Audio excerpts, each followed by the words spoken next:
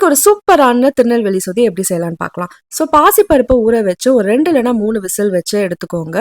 அதுக்கப்புறம் நம்ம கடாயில கொஞ்சமா தேங்காய் எண்ணெய், கடுகு, உளுத்தம் பருப்பு, வெந்தயம், சின்ன வெங்காயம், அதுக்கப்புறம் பூண்டு போட்டு வதங்கிட்டு காய் சேர்த்துக்கலாம். இன்னைக்கு நான் எடுத்துருக்கிறது உருளைக்கிழங்கு, கத்திரிக்காய், முருங்கைக்காய், கேரட். ஸோ இது நல்லா வதங்கிறதுக்குள்ள நம்ம சைடில் சின்ன கடாயில் உடச்ச கடலை, பச்சை மிளகாவை லைட்டாக வறுத்துட்டு தண்ணி ஊற்றி விழுது மாதிரி அரைச்சி எடுத்து வச்சுக்கலாம்.